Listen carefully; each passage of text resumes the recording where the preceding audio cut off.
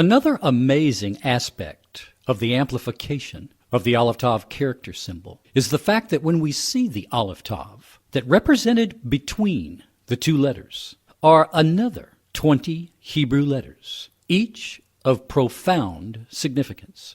For not only is the gospel message contained in the meaning of all these letters, but the Aleph Tav symbol further represents what is known as the Aleph Bet, the 22 letters of the Hebrew alphabet. And from the Aleph Bet is the actual language used to speak all creation into existence. Consequently, this links the Aleph Tav to the entire Aleph Bet as a symbol for not only the divine, but as a symbol of the Yahed, our eternal Elohim.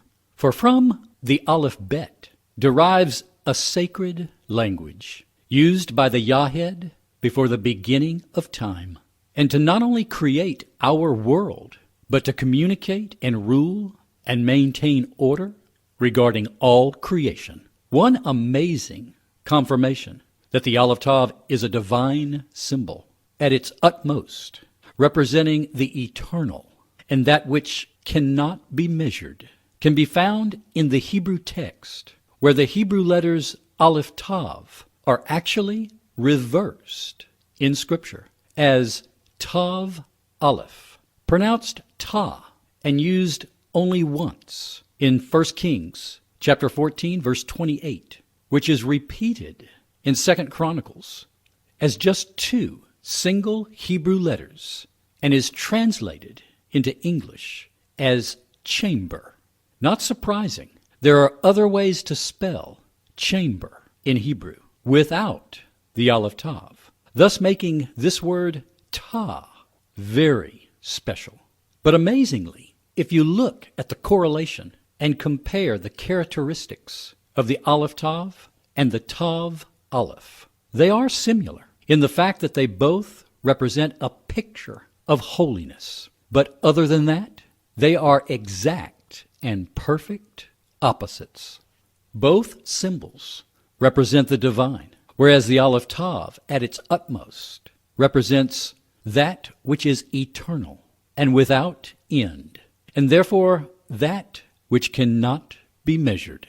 Yet the Tav-Aleph represents the exact opposite of that, which is finite and can be measured, a chamber, what we today would simply call a room, but not just any room, for this room is located on the most sacred piece of property in the entire world, the Temple Mount. But this story doesn't end here. Further confirmation of this is found when the Tav-Aleph is used in conjunction with other Hebrew letters as suffixes and prefixes, such as the Vav for the conjunction and, or the Hebrew letter He for the, translated and the chamber. But where are these Hebrew words used? Amazingly, these words appear only in Ezekiel chapter 40, a total of 11 times in the prophecy concerning the third temple yet to be built on the Temple Mount, to describe the exact measurements of all the chambers. This is so amazing that even when the Aleph Tav is reversed, that the prophets used these two letters to proclaim the sacredness contained in the meaning of the Aleph and the Tav.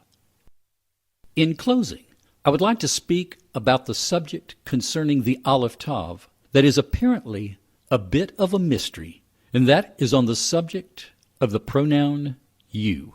There are actually many Hebrew words translated as simply the pronoun you, and yet what they all have in common is the fact that they contain the Aleph Tav. And if you get the feeling that originally Moses and the prophets just may have been trying to say or describe a little something more other than saying the pronoun you, join the club. And there are many other Hebrew words that contain the Aleph Tav that are translated as the pronoun you in conjunction with a verb. The language of Hebrew is so unique and so amazing, and the Aleph Tav actually substantiates the validity that the entire Aleph Bet is truly divine. I'm Bill Sanford, trying to put the Aleph Tav in proper perspective in our day. Shalom.